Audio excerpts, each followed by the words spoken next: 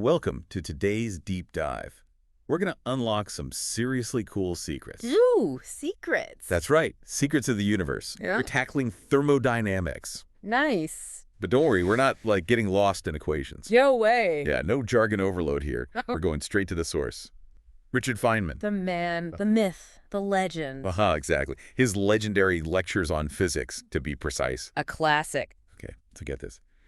We're talking about the laws that, govern how energy behaves. Okay. From why your coffee gets cold to, the biggest questions about the cosmos. The big stuff. It's heady stuff, right? No doubt. And what blows me away about thermodynamics is how it gives us this power, right? Yeah. To understand these, universal truths without needing to understand, every single atom and molecule. It's like we're getting a backstage pass to the universe's energy show. It's like having a cheat sheet. Yeah. And Feynman, he was amazing at, explaining these big ideas in a way that just clicks. Oh, absolutely. He uses these examples that seem, deceptively simple. Think about a gas. Okay. Heat it up, the pressure goes up, right? Squeeze it, it gets hotter. Right. It seems pretty straightforward. Exactly. Seems obvious. But that's just it. Thermodynamics pushes us to ask, yeah, but why? I like that. It's all about uncovering those hidden connections. Yeah. The elegant relationships between heat, work, and temperature that hold true. Right. Whether you're talking about a car engine or, and this is classic Feynman, a rubber band. Oh, yeah, the rubber band. That's such a classic Feynman move, isn't it? Totally. You stretch a rubber band, it gets warmer, right? Makes sense. You're putting energy in. Right. So far, so good. But then, get this. You heat the rubber band, and it actually contracts. Yeah. What's going on there? That's where it gets really, really interesting. Feynman, he describes these rubber bands like molecular spaghetti. Okay, I kind of love that. Right, these long tangled chains and stretching them. It's like lining them up. Okay, I'm visualizing it. But then adding heat, it's like they want to jumble up again. And that's what causes the contraction. Exactly. It's like we're getting this sneak peek into the world of molecular behavior just by playing with a rubber band. It's pretty mind-blowing when you think about it like that. Totally. So we've got all this energy behaving in these weird and wonderful ways. Right. But there are rules, right? Like laws that govern this whole energy extravaganza. Absolutely. And the first law of thermodynamics, that's the universe's ultimate accountant. Okay, I'm intrigued. It basically says you cannot create energy, you cannot destroy energy, you can only transform it. Right. It's like that old saying, you can't make something from nothing. Exactly. Energy might change form, it might morph, but the total amount always stays the same. It's the ultimate conservation law. Okay, that makes sense. So it's like energy is kind of like money, right? Go on. Like you can earn it. That's like adding heat to a system, right? Yeah, I like that. And you can spend it by doing work. I love this analogy. But no matter what you do, the total amount of energy money always balances out. Precisely. That's the first law in a nutshell. I love it. It makes this whole concept way less intimidating. Right. It's like a fundamental truth of the universe, Mm-hmm. But it doesn't end there, does it? Oh, no, we're just getting started. We've got the second law of thermodynamics waiting in the wings. Okay, so what's the second law all about then? Well, if the first law is about the quantity of energy, the second law, it's about its direction, The direction. Yeah, it tells us that while energy can be transformed, some transformations are way easier than others. So the universe has, a preference. Kind of. Turning work into heat. Easy peasy. Yeah, think about, friction. Just rubbing your hands together heats them up instantly. Exactly. But Yeah. then trying to get that heat to, do something useful, that's where things get a bit more complicated. So it's easy to go from work to heat, but going the other way around, that's the challenge. Exactly. The second law, it's like this fundamental limit on our ability to harness heat and make it do our bidding. Wow. Okay. So that's where this brilliant engineer, Carnot, comes in, right? Carnot, the OG of thermodynamics. Right. He was wrestling with these ideas way before the first law was even a thing, wasn't he? Oh yeah, he was way ahead of his time, totally obsessed with steam engines. Weren't they all back then? Pretty much. But his insights, they sparked some major discoveries about heat and work. So he was an engineer who made groundbreaking discoveries in physics. That's pretty inspiring. What were some of his biggest breakthroughs? One of the biggest. realizing that the most efficient engines, even in theory, would have absolutely zero friction.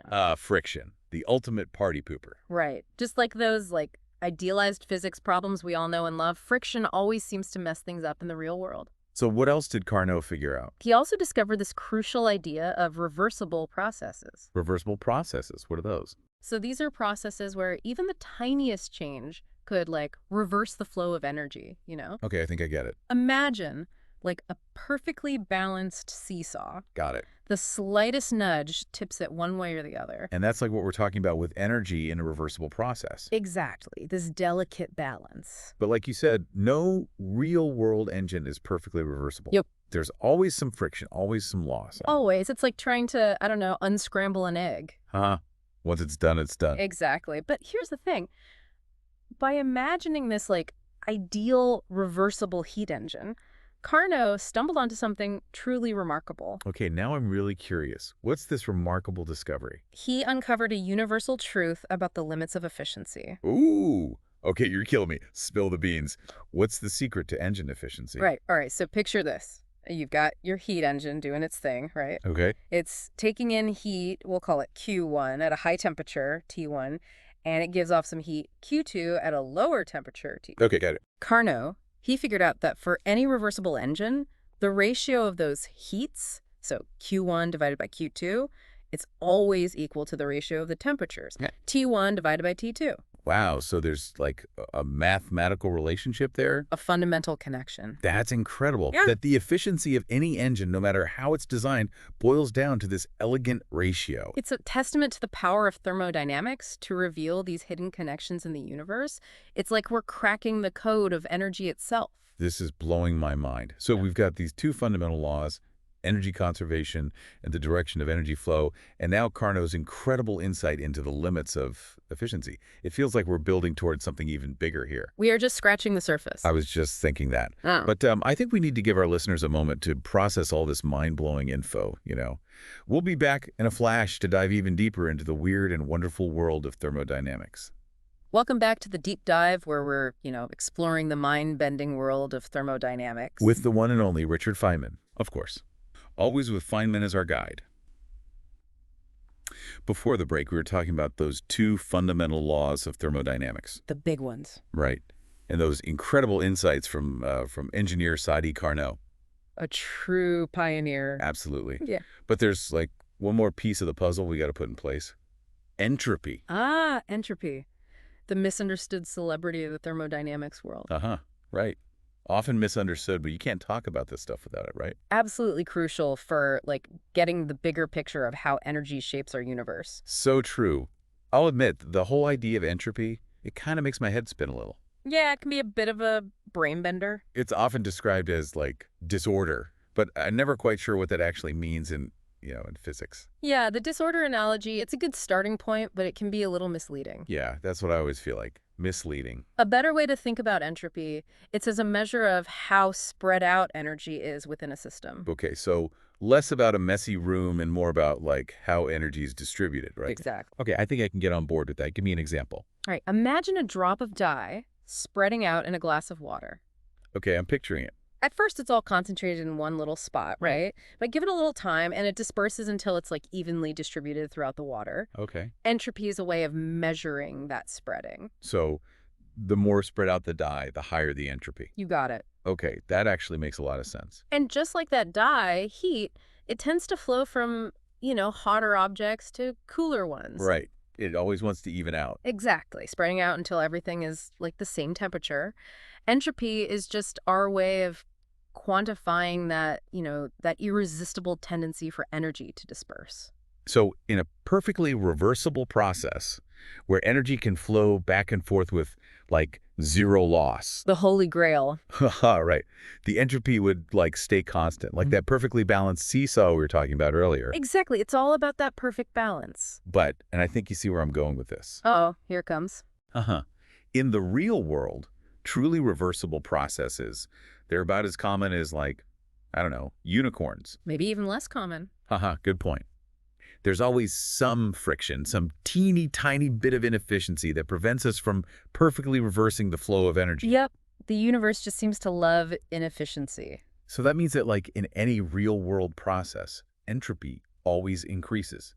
Like, it's a one-way street. One-way street to maximum entropy. Okay, it's kind of terrifying when you put it like that, like trying to put that dye back in the bottle once it's, mixed in with the water. Exactly. Once it's spread out, there's no going back. Wow. So this, like, relentless increase in entropy, this cosmic spreading of energy, what does it all mean? Well, it means that time only moves forward. For one. Whoa, wait, hold up, back up a second. Mm. Are you saying the entropy, the spreading out of energy, it's connected to the arrow of time itself? Connected. It's practically the engine driving it. Mind blown. Okay, so entropy is why we can't unscramble an egg. Makes you think twice about breakfast. Uh-huh, right. And it's why even the most perfectly designed engine can't ever be 100% efficient. Yep, entropy always takes its cut. Wow. This is a lot to process.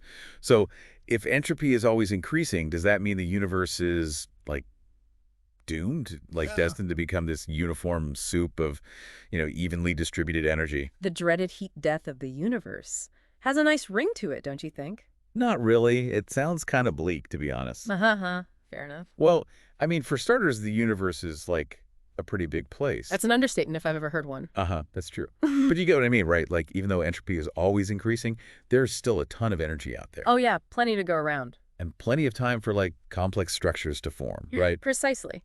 The road to maximum entropy, it's not exactly a straight shot. Think about it. Stars are born, galaxies collide, black holes form. It's a wild universe out there. Tell me about it.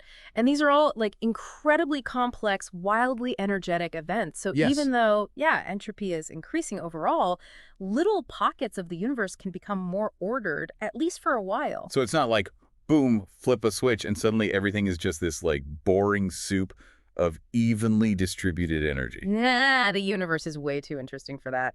It's constantly evolving, changing, with energy flowing and transforming in these, like, mind-blowingly complex ways. Okay, that definitely paints a more optimistic picture than I had in my head a minute ago. But let's bring it back down to earth for a second. We've been talking about these, like, big, abstract, almost philosophical ideas. Deep stuff. Right. But how does all of these laws of thermodynamics, how do they actually, like, play out in our everyday lives? Honestly, they're everywhere once you know what to look for. Every time you start your car, you're seeing thermodynamics in action. Every time you bake a cake, boom, thermodynamics. Even just feeling the warmth of the sun on your face, that's those laws doing their thing. You're right. I guess we kind of take it for granted. It's easy to forget, right? Totally. But yeah, all those seemingly simple actions, they're all governed by these fundamental principles of how energy behaves. And when we understand those principles, that's when things get really exciting. Think about all the amazing tech we've created just by, like, harnessing the power of heat and work. Steam engines, internal combustion engines, even the latest renewable energy tech.